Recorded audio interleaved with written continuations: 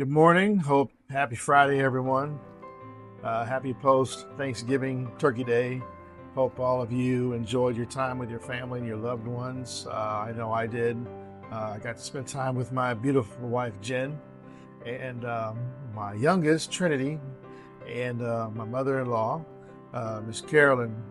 So we all went out to the restaurant. We went to Landry's. They had a buffet, and surprisingly enough, when you don't have huge, large families and a lot of things going on, or resources of time, if you will, and everything like that, because a lot of us are real busy. Um, we decided to go there, which is pretty common. We're not the only ones, but they did a really, really good job. It was very nice. It was the one out in Kima. So if you ever want to try it one of these days, I highly recommend it. They did the food was great. The people there were real nice. Staff was wonderful. And just overall had a good time and reflecting on the Lord, because Thanksgiving came out of that. So we want to focus on things that are the most important in this time in our history.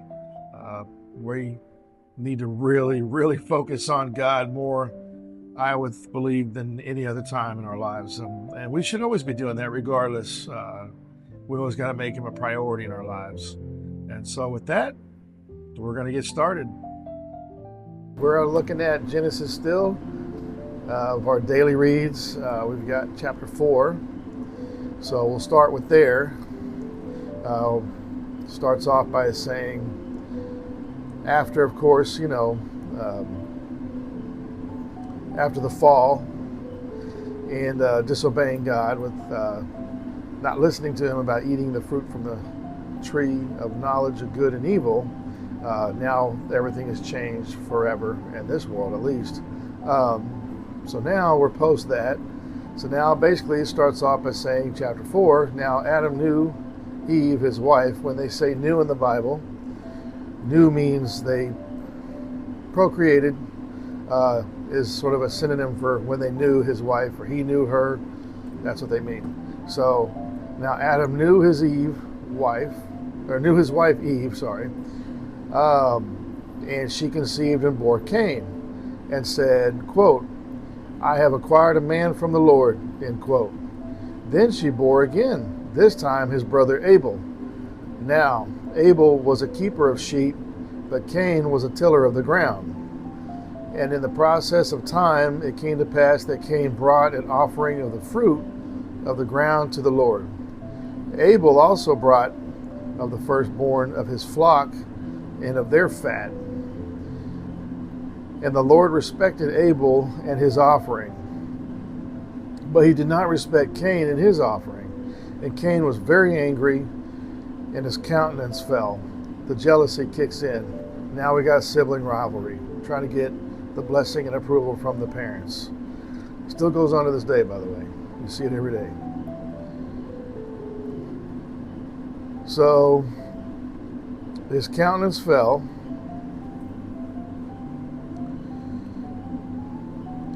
So the Lord said to Cain, why are you angry? And why has your countenance fallen? If you do well, will you not be accepted? And if you do not do well, sin lies at the door, and its desires is for you, but you shall rule over it. Now Cain talked with Abel, his brother, and it came to pass, when they were in the field, that Cain rose up against Abel his brother and killed him. The very first murder in human history is right here. Brother taking another brother's life over jealousy. And all you got to do is look around you. Same stuff going on. Then the Lord said to Cain, where is Abel your brother? He said, I do not know. Am I my brother's keeper? So now he's getting a little cocky, it sounds like to me, but you tell me what you get out of this.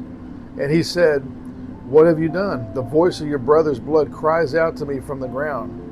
So now you are cursed from the earth, which has opened its mouth to receive your brother's blood from your hand. When you till the ground, it shall no longer yield its strength to you. A fugitive and a vagabond you shall be on the earth. And Cain then said to the Lord, quote, my punishment is greater than I can bear. Surely you have driven me out this day from the face of the ground. I shall be hidden from your face. I shall be a fugitive and a vagabond on the earth, and it will happen that anyone who finds me will kill me. So now it's like he got his mark on his life for that. Still applies to today's world, what we see. And the Lord said to him, therefore, whoever kills Cain, vengeance shall be taken on him sevenfold. And the Lord set a mark on Cain, lest anyone finding him should kill him. Then Cain went out from the presence of the Lord and dwelt in the land of Nod in the east of Eden. And Cain knew his wife, so now he's getting married. He knew his wife, so here comes another conception, and she conceived and bore Enoch. And he built a city and called the name of the city after the name of his son Enoch. To Enoch was born Irad, and Irad begot Mehujael. If I'm not pronouncing these right, bear with me. And Mehujael begot Methushael, and Methushael begot Lamesh. So now we're seeing the genetic tree start to build. Then Lamesh took for himself 2 wives. So here comes the polygamy. The name of one was Ada, and the name of the second was Zillah. And Ada bore Jabal.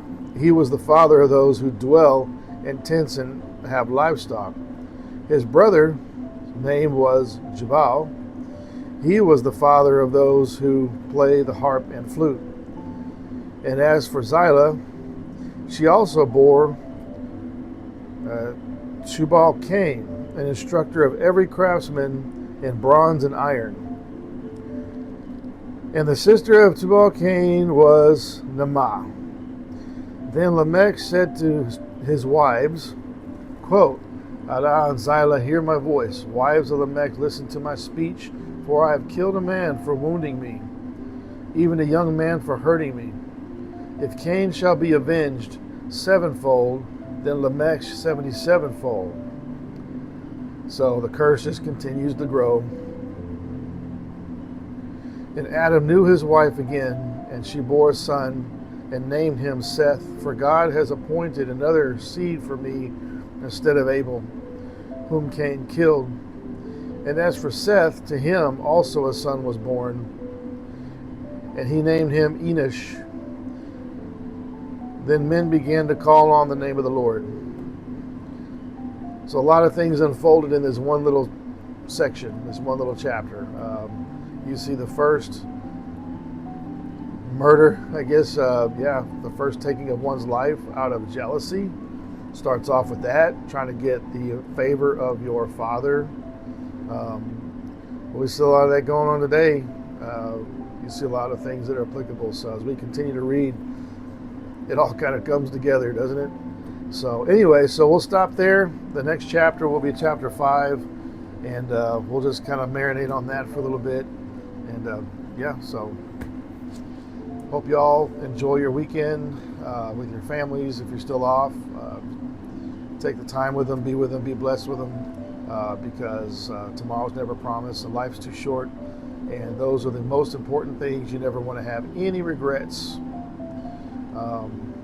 So savor every moment with your loved ones. It'll be more worth than any dollar sign you can put in your pocket.